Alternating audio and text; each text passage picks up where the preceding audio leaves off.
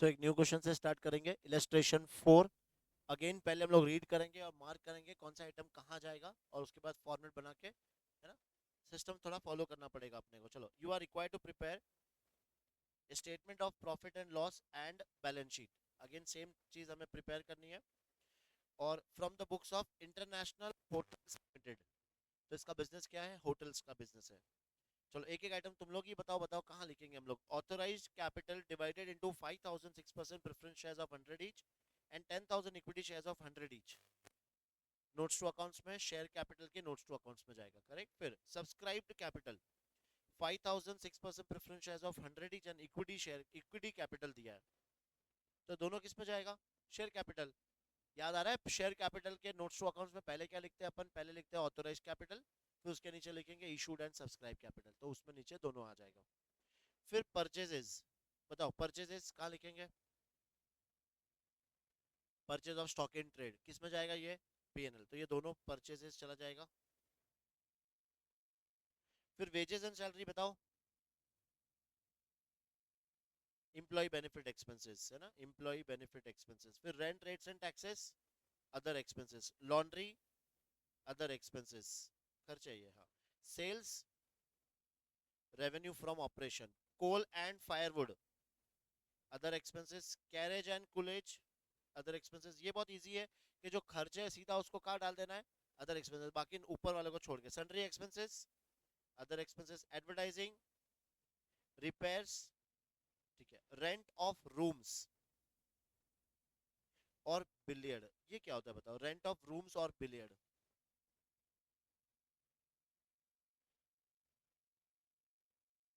Rent of room, वही जो game होता है वो खेलने के लिए ना। होटल, बड़ी बड़ी होटल्स में अपन देखते हैं कि ये सारी चीजें वो लोग क्या देते हैं? फ्री में भी करते हैं, या फिर बाहर का कोई बंदा है तो उससे चार्ज भी करते हैं। अब यहाँ पे पैसा लिया है मतलब हम लोग ने चार्ज किया है। अब ये तुम लोग खाली ऊपर ये देखो कि हमारी इंडस्ट्री कौन सी है, मतलब हम लोग कौन से, किसका हमें प्रिपेयर करना है? होटल्स।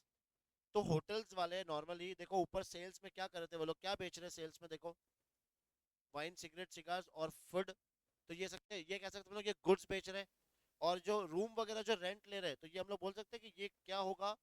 Cell of services. तो याद रखना तुम्हारा जो रेवेन्यू फ्रॉम ऑपरेशन है, रेवेन्यू फ्रॉम ऑपरेशन में दो चीजें आती है, या तो हम लोग सेल ऑफ गुड्स या सेल ऑफ सर्विसेज। तो ये हम लोग ने क्या दिया है उनको? सर्विसेज दी है, उसके हम लोग ने पैसे चार्ज करे। तो ये दोनों कहाँ जाएंगे? रेवेन्यू फ्रॉम ऑपरेशन में। अब बताओ ये मिसलेनियस रिसिप्ट्स, ये other income. Discount received, other income. Transfer fees, other income. ये सब मेरी इनकम हो गई, ठीक है। Free hold land and building, property plant and equipment. Furniture fittings, property plant and equipment. Inventory, अब देखो दो चीज का इन्वेंट्री दिया है, ये ओपनिंग का दिया है, 1 अप्रैल का मुझे ये ओपनिंग का दिया है, ठीक है। अ, अब थोड़ा सा यहाँ पे तुम्हें क्या समझना, देखो वाइन्स, सिगरेट्स और सिगार्स, और दूसरा है फूड स्टफ का। क्या होगा ये फूड स्टफ? तो देखो ये जो है ना फूड स्टफ, इसको तुम लोग याद रखना, ये तुम्हारा कंज्यूमेबल्स हो जाएगा, कंज्यूम्ड। फूड स्टफ मतलब क्या? खाने का स्टॉक है, तो वो लोग क्या करते हैं? कंज्यूम ही करते होंगे, करेक्ट है। तो याद रखना ये फूड स्टफ का जो आएगा ना, अपन उसमें लिख सकते हैं रॉ मटेरियल कंज्यूम के अंदर। तो इसका ओपनिंग स्टॉक दिया है, ऊपर परचेज भी था। क्या? हाँ, और फिर क्लोजिंग भी दे रखा होता है, तो इसका अपन रॉ मटेरियल कंज्यूम करके निकाल लेंगे। तो opening plus purchase minus closing. Changes in inventory का किसका ले लेंगे? वाइन, सिगरेट एंड सिगार्स का, ठीक है। फिर कैश इन हैंड, ये तो अपने को पता है, cash and cash equivalents, cash and cash equivalents. Cash with bankers, cash and cash equivalents. Preliminary and formation expenses, other expenses. 2,000 debentures of 100 each, 6%।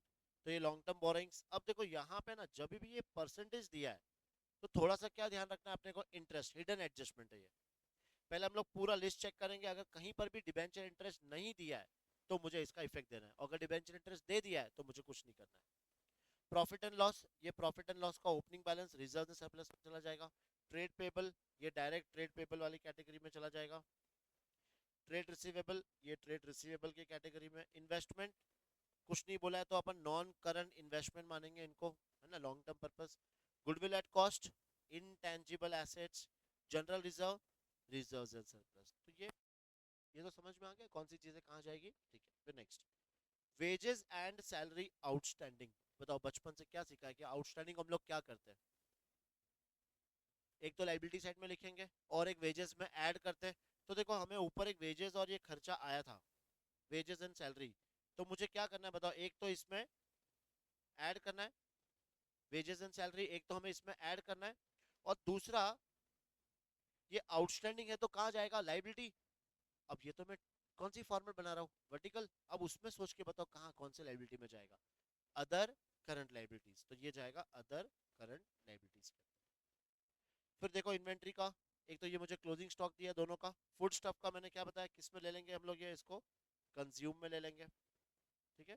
Next, depreciation, furniture पे और लैंड एंड बिल्डिंग पे, तो हम लोग उस पे डॉट लगा देंगे। एक तो फर्नीचर पे और लैंड एंड बिल्डिंग पे, ये दोनों पे हम लोग को क्या चार्ज करना है? डेप्रिसिएशन। नो ये पार्ट बहुत अच्छे से पढ़ना। देखो, the equity capital on 1 April, the equity capital on 1st April 2011 stood at 7,20,000। ये बहुत इंपॉर्टेंट है, ये समझना अच्छे से।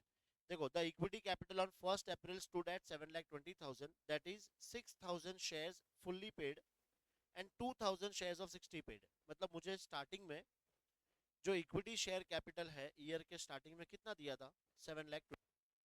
ये 7,20,000 का बाइफर्केशन क्या है बताओ? तो 6,000 shares of 100 etch fully paid up, मतलब 100 इच ले लेंगे, तो ये 6 लाख, और बाकी का 2,000 शेयर्स ऑफ 60 ईच, तो 120। तो ये टोटल मेरा कितना आ गया? 720। करेक्ट है। लेकिन ऊपर देखो तुम्हारा शेयर कैपिटल कितना दिया है? 8,05,000। करेक्ट, प्रेफरेंस शेयर्स अलग से दे रखा, ये तुम्हारा इक्विटी शेयर है 8,05,000। पर अभी हम लोग ने क्या देखा कि शेयर्स की वैल्यू कब दी है? 1 अप्रैल। मतलब ओपनिंग में तुम्हारा कितना था? 7,20,000 था, और एंड में कितना आ गया? 8,50,000। ये क्यों आया? अब वो अपन आगे पढ़ते हैं। The directors made a call of 40 per share on 1st October 2011।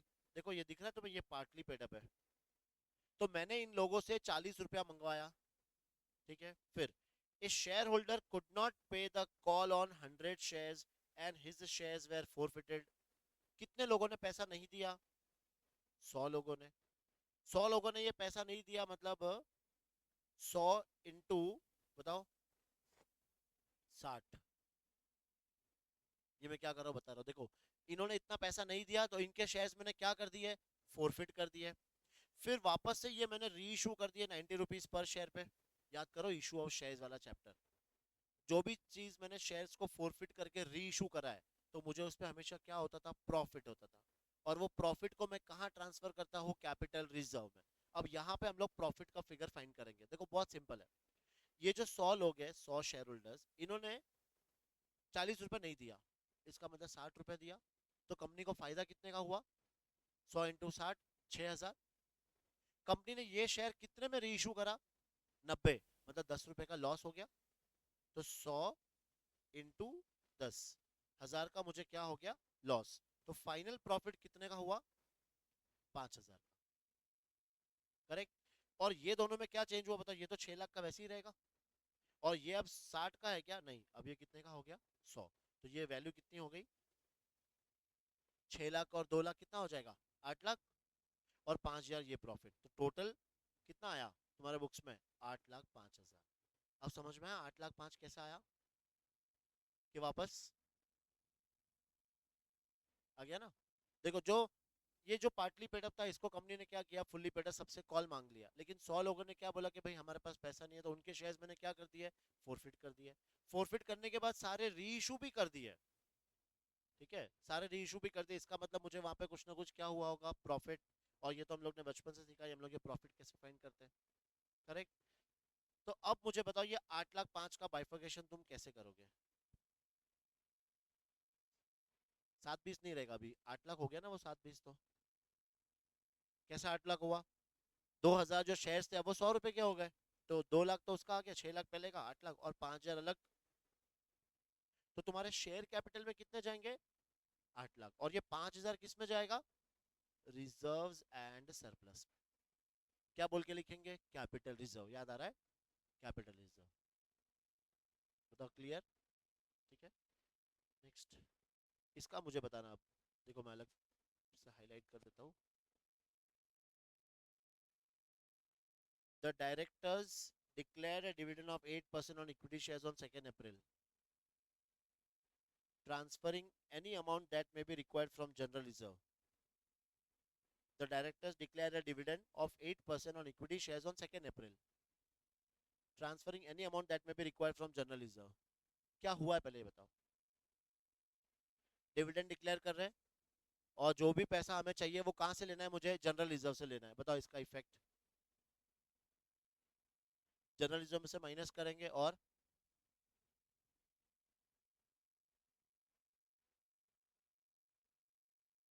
तुम्हारे बीकॉम का जो तुम्हारा टेस्ट चल रहा है उसका तुम्हारे दिमाग पे बहुत ज्यादा असर हो गया है, मुझे ऐसा लग रहा है।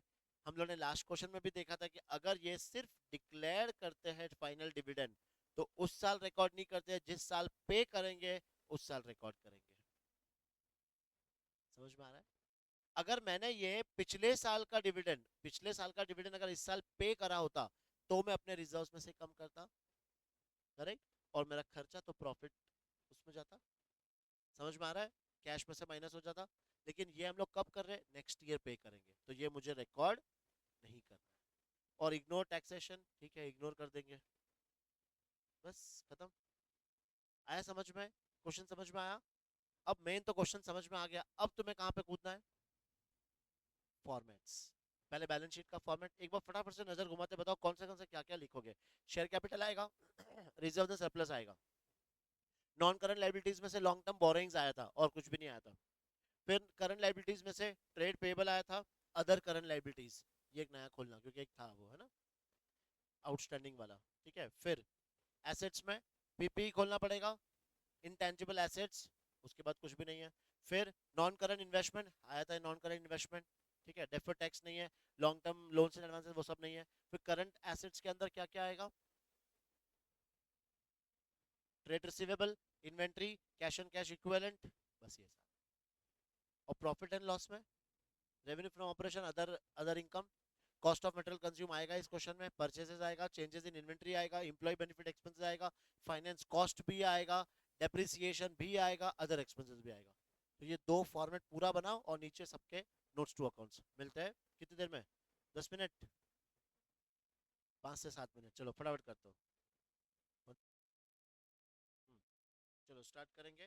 देखो सबसे पहले क्या दिया था अपने को? Authorise capital. तो ऑथोराइज कैपिटल किस में लिख देंगे हम लोग? शेयर कैपिटल में। तो शेयर कैपिटल में लिखो authorise capital.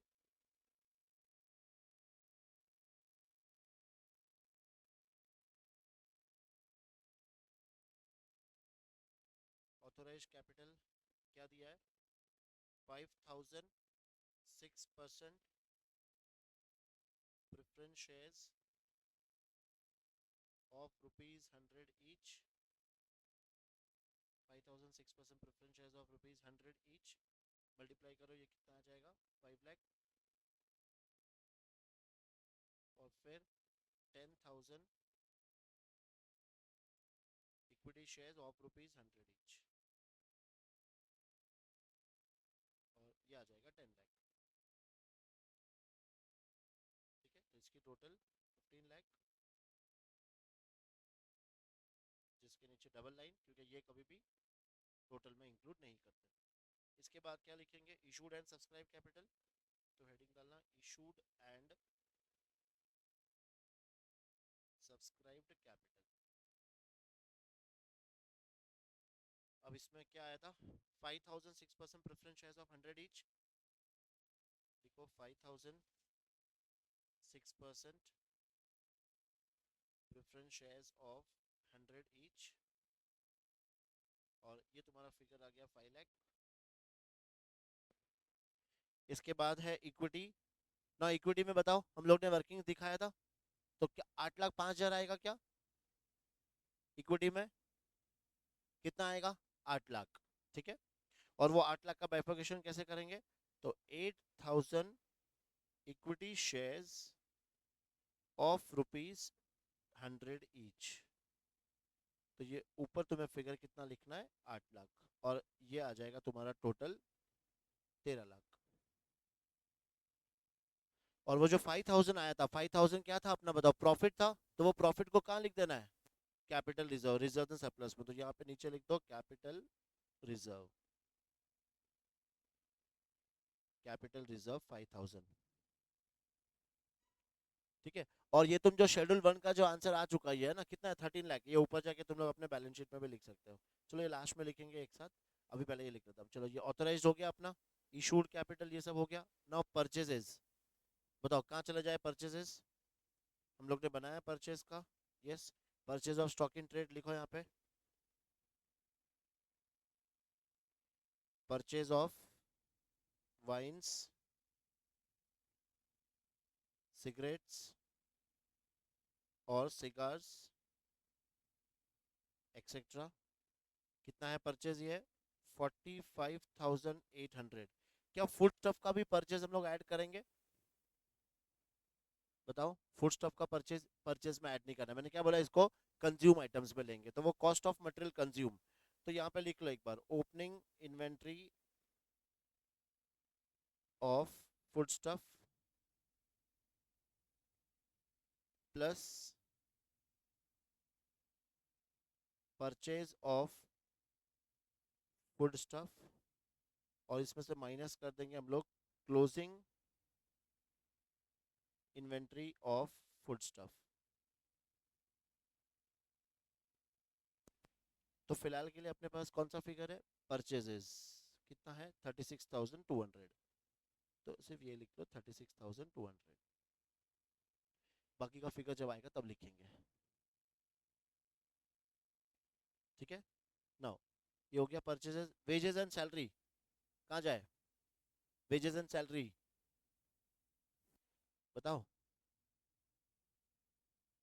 Wages and salary expense है ना, एम्प्लॉय बेनिफिट एक्सपेंसेस। तो एम्प्लॉय बेनिफिट एक्सपेंसेस में यहाँ पे लिखना वेजेस एंड सैलरीज। अब याद है यहाँ पे डॉट लगाया था, इसका मतलब कोई एडजस्टमेंट है वो, तो फिर इसको अंदर ही लिख देते हैं 28,300। इसमें करना है अपने को एडजस्टमेंट, वो बाद में करेंगे।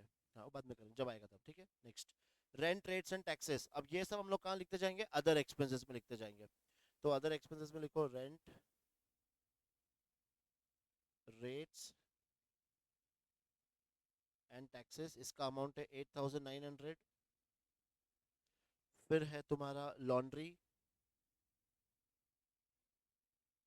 ये है तुम्हारा 750।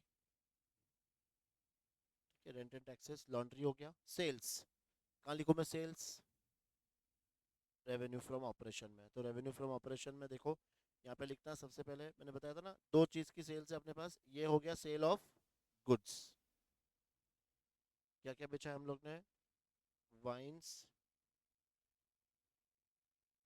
Cigarettes, cigars etcetera. ये है अमाउंट 68,400। और फूड ये है 57,600। ये दोनों दोनों प्लस करना,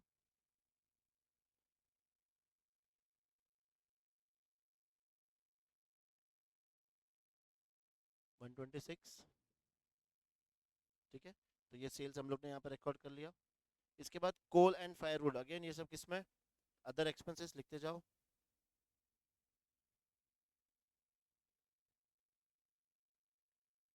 कोल एंड फायरवुड 3290। फिर आ गया कैरेज एंड कूलेज, ये है 810। फिर है तुम्हारा सन्ड्री एक्सपेंसेस,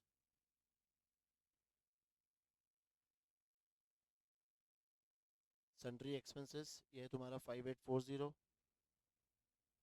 सन्ड्री एक्सपेंसेस के बाद एडवर्टाइजिंग, एडवर्टाइजिंग का अमाउंट है 8360। एडवर्टाइजिंग के बाद रिपेयर्स, रिपेयर्स का अमाउंट है 4250। ठीक है। तो हमारा ये 1 2 3 4 5 तक हो गया। अब rent of rooms of billiards, ये क्या था, रेवेन्यू फ्रॉम ऑपरेशन में है ना, कहाँ लिखेंगे, सेल ऑफ सर्विसेज में, तो यहाँ पे हेडिंग डालना सेल ऑफ सर्विसेज। ऊपर करो क्या, सेल ऑफ सर्विसेज, तो लिखो रेंट ऑफ रूम्स,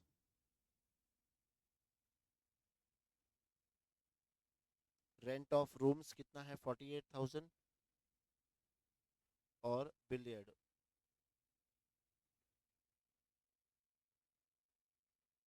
ये तुम्हारा 5,700, तो ये भी ऐड कर देंगे हम लोग 53,700, तो ये दोनों भी हो गया। अब क्या आ रहा है, मिसलेनियस रिसिप्ट, ये सब अपने क्या था, अदर इनकम, तो लिख लो यहाँ पे मिसलेनियस रिसिप्ट्स, मिसलेनियस रिसिप्ट्स, ये अमाउंट है 2800। फिर उसके बाद discount received, discount received 3,300, transfer fees, transfer fees ये अमाउंट है 700,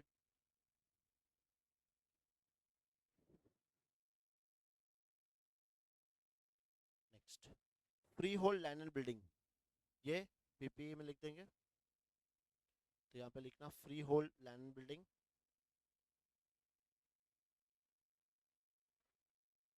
free hold land and building 8,50,000, ये हम लोग अंदर ही लिख देंगे क्योंकि इसमें हमें क्या निकालना है, डेप्रिसिएशन। और फिर फर्नीचर एंड फिटिंग्स,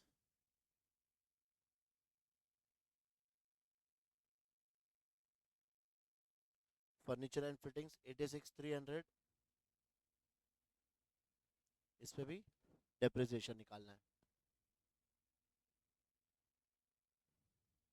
अब नेक्स्ट इन्वेंट्री ऑन हैंड, ये बताओ इन्वेंट्री किस में जाएगा, एक तो चेंजेस इन इन्वेंट्री में लिखना है अपने को ओपनिंग माइनस क्लोजिंग, और एक बताओ ये ओपनिंग इन्वेंट्री फुल स्टॉप वाली किस में था, फुल स्टॉप मटेरियल कंज्यूम में है ना।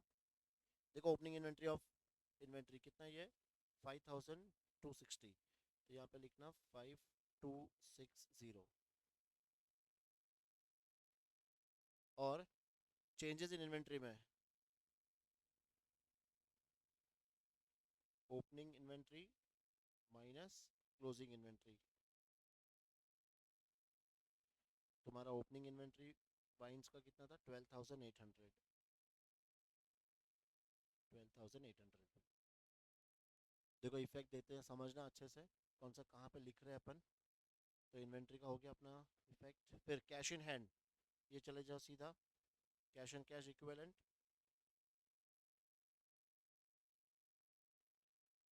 कैश इन हैंड ये अमाउंट है 2,200, और कैश विद बैंकर्स,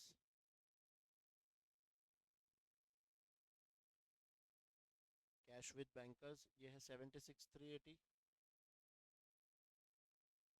76,380। इसके बाद preliminary expenses and formation expenses, तो ये अपने अदर एक्सपेंसेस में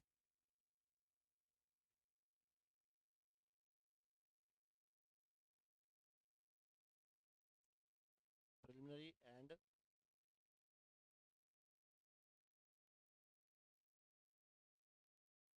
फॉर्मेशन एक्सपेंसेस, ये अमाउंट है 8,000, ये लिख दो इधर 8,000। फिर है 2,000 डिबेंचर ऑफ 100 ईच, तो ये लॉन्ग टर्म बोरिंग्स, तो अपने लॉन्ग टर्म बोरिंग्स में चले जाओ, और यहाँ पे एज इट इज लिख लो 2,000 डिबेंचर्स ऑफ ₹100 ईच, और ब्रैकेट में जो लिखा था 6%, अब उसका काम आएगा। बताओ पूरा क्वेश्चन हमने देखा कहीं पर भी डिबेंचर इंटरेस्ट था नहीं था, तो अभी हमें डिबेंचर इंटरेस्ट का दो इफेक्ट देना है। तो 2 लाख पे 6% कितना आएगा 12,000। अब बताओ डिबेंचर इंटरेस्ट का दो इफेक्ट, सोचो। डिबेंचर इंटरेस्ट एक फाइनेंस कॉस्ट में जाएगा, और ये डिबेंचर इंटरेस्ट क्या है तुम्हारा, आउटस्टैंडिंग है, पे करना बाकी है, क्योंकि दिया नहीं इसका मतलब पे करना बाकी है। लाइबिलिटीज। कौन सी लाइबिलिटी? अदर करंट लाइबिलिटीज के अंदर, समझे? तो लिखो, एक तो फाइनेंस कॉस्ट में जाके लिखो, फाइनेंस कॉस्ट का अपन ने बना रखा है यहाँ पे डिबेंचर इंटरेस्ट,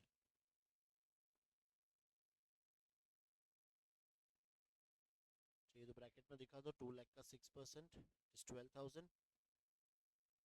एक तो फाइनेंस कॉस्ट, डिबेंचर इंटरेस्ट और अदर करंट लाइबिलिटीज के अंदर outstanding debenture interest. Other current liabilities यहाँ पे लिख लो आउटस्टैंडिंग डिबेंचर इंटरेस्ट,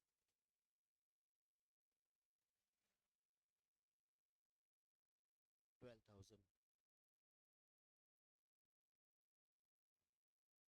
फिर हम लोग को दिया है प्रॉफिट एंड लॉस का ओपनिंग बैलेंस, तो ये आ जाओ रिजर्व्स एंड सरप्लस में।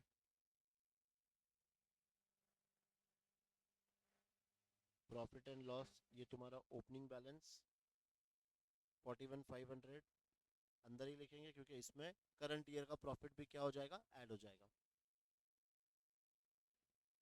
ट्रेड पेबल ये डायरेक्ट लिख सकते हैं, लेकिन अब ये बना दिया अपन ने तो यहीं पे लिखेंगे ट्रेड पेबल। ट्रेड पेबल का अमाउंट है 42,000। ट्रेड पेबल के नोट में लिख लो 42,000। ट्रेड रिसीवेबल अपने नहीं बनाया, डायरेक्ट लिख देंगे ट्रेड रिसीवेबल बैलेंस शीट में जाके। ट्रेड रिसीवेबल का अमाउंट है 19,260। 19,260। इन्वेस्टमेंट, कौन सा इन्वेस्टमेंट है ये? Non current investment, correct. कितना था? 272,300, ये भी डायरेक्ट लिख लो बैलेंस शीट में 2,72,300। नॉन करंट इन्वेस्टमेंट के कैटेगरी में 2,72,300। फिर क्या आ रहा है? गुडविल। गुडविल मेरा इंटेंजिबल एसेट्स है, तो ये लिख दो डायरेक्ट इंटेंजिबल एसेट्स, उसके ब्रैकेट में चाहिए तो लिख देना गुडविल। और ये अमाउंट कितना है? 5 लाख, सीधा बैलेंस शीट में 5 lakh.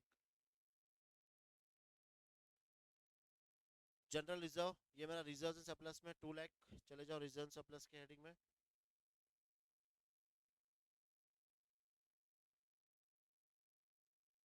General reserve 2 lakh.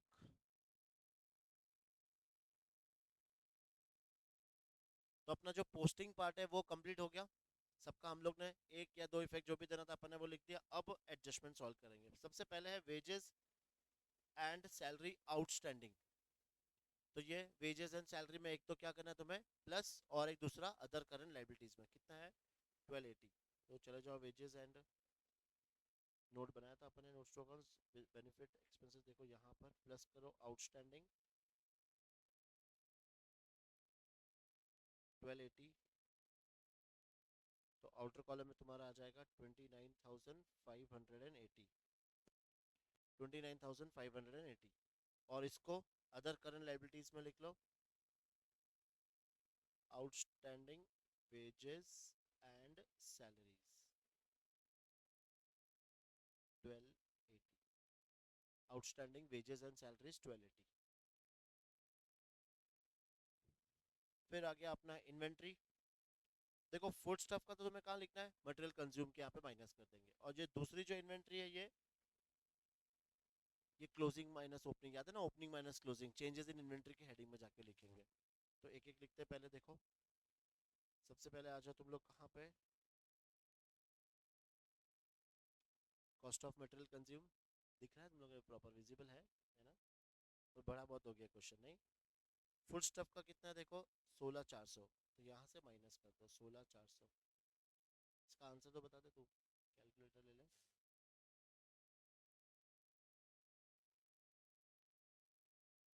5260 plus 36,200 minus 16,400 कितना? 25,060। ठीक है। और ये तो हो गया। अब ये इन्वेंट्री को चेंज इन्वेंट्री के अंदर देखो, क्लोजिंग इन्वेंट्री कितना है 22,500। बताओ ये कितना आ रहा है? 22,500 माइनस 12,800,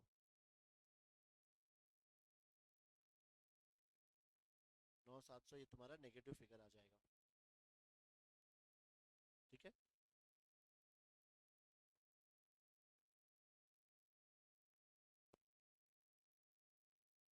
इन्वेंट्रीज के बाद डेप्रिसिएशन।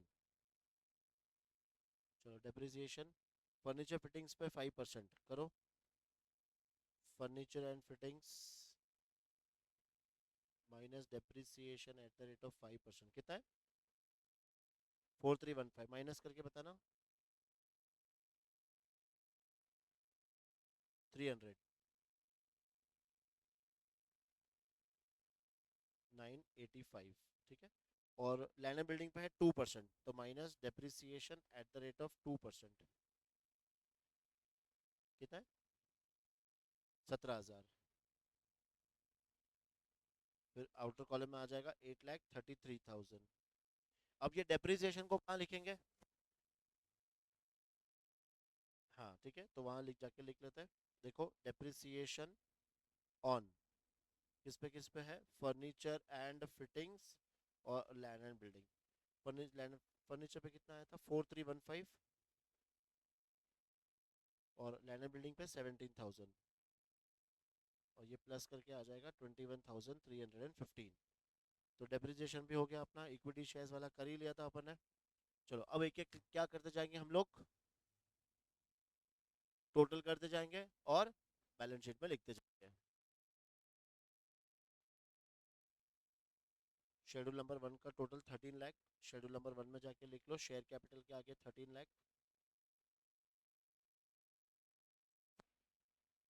शेड्यूल नंबर 2 अभी तक हम क्लोज नहीं कर पाएंगे क्योंकि मुझे पहले पीएनएल क्लोज करना पड़ेगा, तो वो बाद में कर लेते हैं। फिर लॉन्ग टर्म बोरिंग्स, ये तो आ गया सीधा फिगर 2 लाख, लिख दो ऊपर 2 लाख। लॉन्ग टर्म बोरिंग्स के आगे 2 lakh. Trade payable note number 4, ये था 42,000।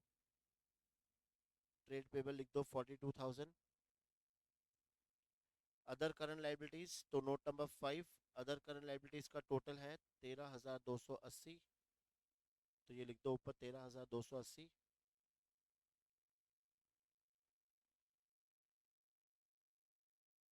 13,280। फिर पीपी नोट नंबर 6, पीपी का टोटल करना दोनों ये 914985, ये लिख दो 914985। 914985। इंटेंजिबल एसेट्स हो गया, नॉन करंट इन्वेस्टमेंट हो गया, ट्रेड रिसीवेबल, इन्वेंट्रीज। इन्वेंट्रीज वो दोनों थी ना, प्लस करना इन्वेंट्रीज, क्लोजिंग इन्वेंट्री कितना, दोनों टोटल करके ना। हाँ 38,900, तो इन्वेंट्रीज का लिखना 38,900। और cash and cash equivalent note number 7 करना टोटल ये 78,580। 78,580।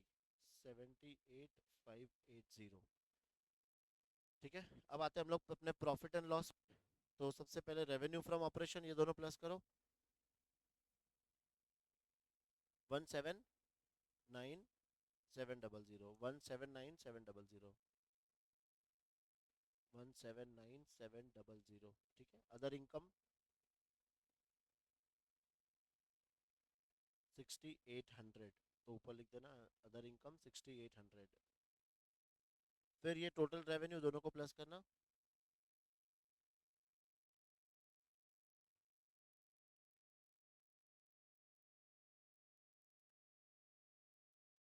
186,500। फिर आते हैं हम लोग note number 10, cost of material consume. Note number 10 हमारा है, ये निकाल दिया था 25,060, तो ऊपर लिख दो 25,060। परचेजेस, ये तो डायरेक्ट ही था फिगर 45,800। 45,800। चेंजेस इन इन्वेंट्री, ये था माइनस में 9,700,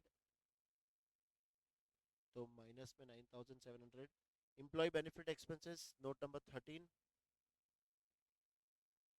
ये है 29,580, तो 29,580। फिर है फाइनेंस कॉस्ट, फाइनेंस कॉस्ट का आंसर है 12,000।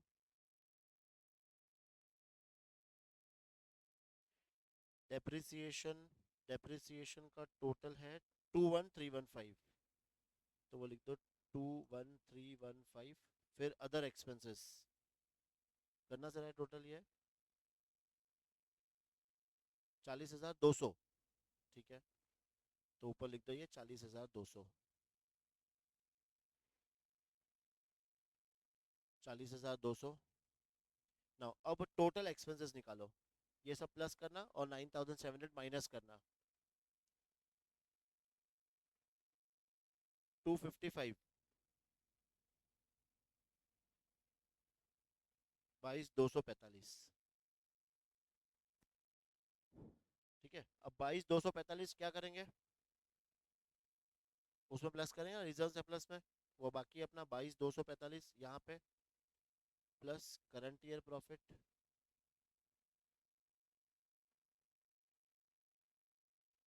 22,245। 22,245 करना, ये जरा कितना है, 63,745 बराबर। और अब इन तीनों का टोटल 268,745। तो ये ऊपर लिख देना 268,745।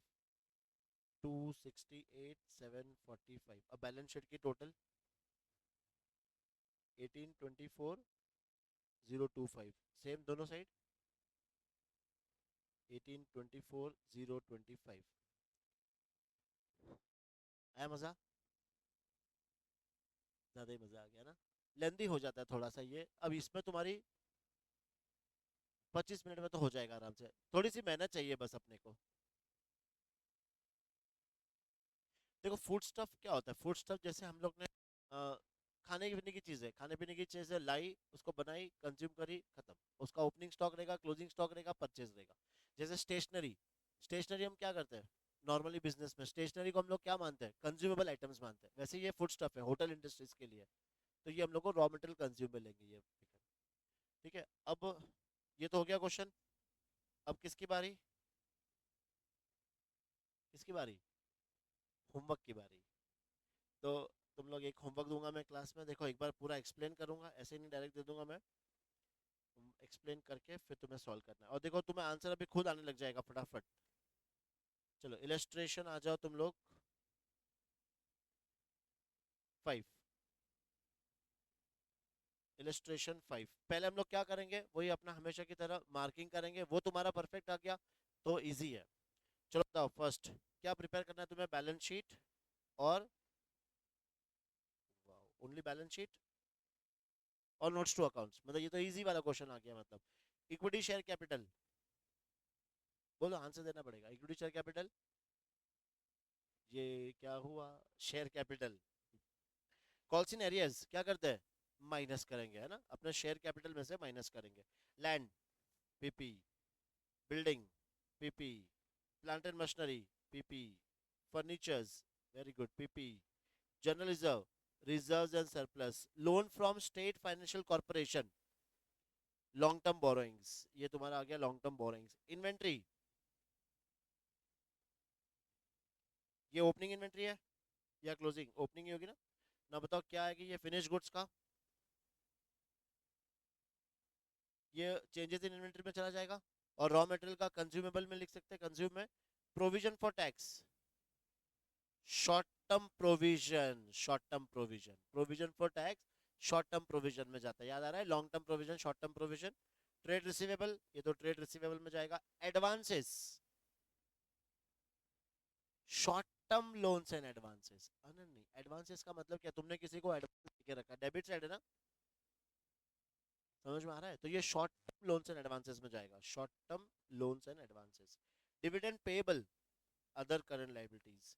प्रॉफिट एंड लॉस अकाउंट, ये रिजर्व सरप्लस में ओपनिंग बैलेंस आ जाएगा पीएनएल का। ठीक है, फिर कैश बैलेंस, कैश बैलेंस किसमें, कैश एंड कैश इक्विवेलेंट, ये भी loans unsecured, long term borrowing, simple long term borrowings. Trade payable, ये ट्रेड पेबल्स में चला जाएगा। अब first, the following additional information is also provided, 2000 equity shares were issued for consideration other than cash.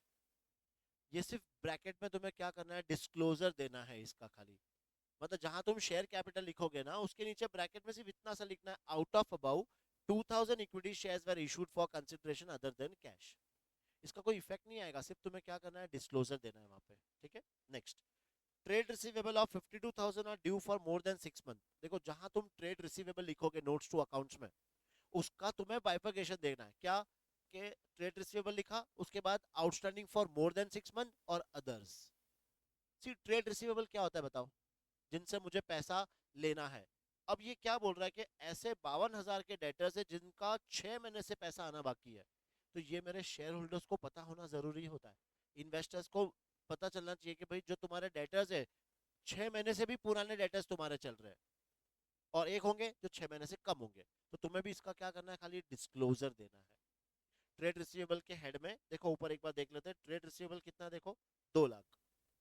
तो 2 लाख को तुम कैसे बाइफरकेट करोगे, outstanding for more than 6 month 52,000 और अदर डेटर्स 1,48,000। समझ में आया। फिर ये मुझे कॉस्ट ऑफ एसेट दिया है, कहाँ काम आएगा, देखो ऊपर बिल्डिंग चेक कर लेते हैं, ऊपर बिल्डिंग कितनी दी है, वेरी गुड। बिल्डिंग देखो कितनी दी है 350, और उसका कॉस्ट कितना है, इसका मतलब 50,000 डेप्रिसिएशन है। समझ में आ रहा है। अगेन मुझे क्या प्रिपेयर करना है, खाली बैलेंस शीट। तो मुझे सिर्फ बैलेंस शीट में प्रेजेंट करना है। क्या प्रेजेंट करोगे, building 4 lakh minus depreciation 50,000, outer column में 3,50,000, और तीनों का वैसे ही देखो। प्लांट एंड मशीनरी कितना है ऊपर, प्लांट एंड मशीनरी 5,25,000, तो उसकी ओपनिंग कॉस्ट कितनी है 7 लाख, माइनस डेप्रिसिएशन करोगे डब्ल्यूडीवी कितनी आ जाएगी 525। और सेम वे फर्नीचर का भी, फर्नीचर का देखो कितना है 62,500, और ऊपर कितना था 50,000। जो डिफरेंस है वो क्या है तुम्हारा, डेप्रिसिएशन। ठीक है नेक्स्ट। अब ये बताना, the balance of 1,50,000 in the loan account with state finance corporation is inclusive of 7,500 for interest accrued but not due. ऊपर जो हमने लोन देखा था कितने का लोन था, वो 1,50,000, उसके अंदर क्या इंक्लूड है, इंटरेस्ट इंक्लूड है।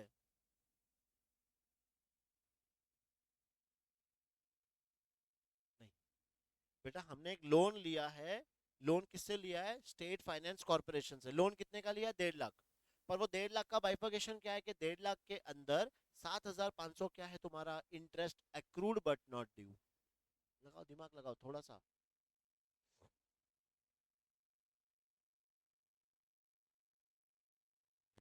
एक्रूड बट नॉट ड्यू, नहीं माइनस तो होगा तुम्हारा। देखो 1,50,000 में से तुम्हारा 7,500 किसका अमाउंट है, interest accrued but not due. तो ये तुम्हारा क्या हो जाएगा, अदर करंट लाइबिलिटीज।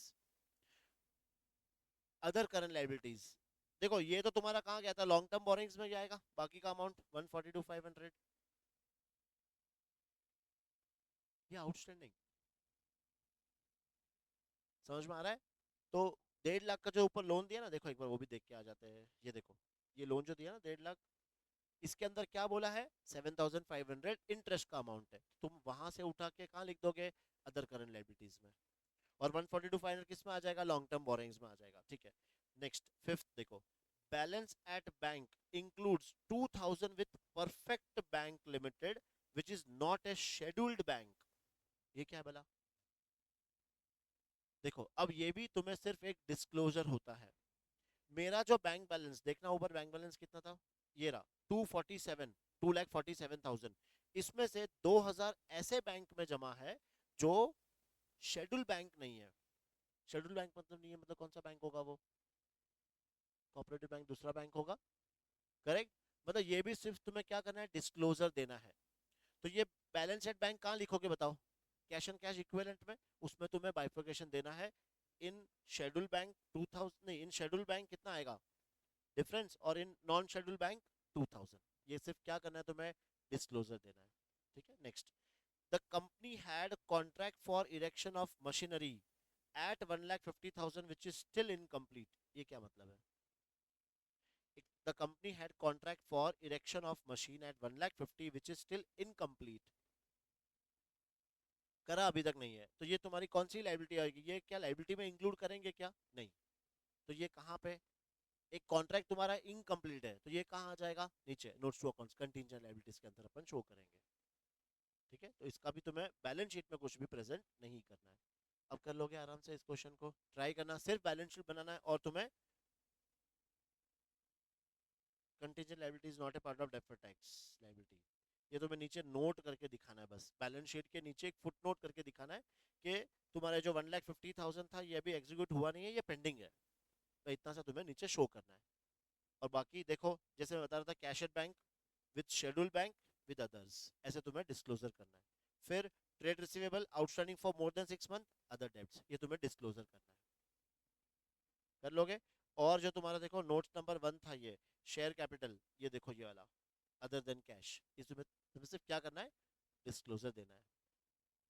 तो ये क्वेश्चन तुम लोग क्या करोगे, होमवर्क करोगे, ठीक है। कौन सा है ये, 5, इलस्ट्रेशन 5। बस बाकी का कल फिर मिलेंगे, कल टाटा बाय बाय।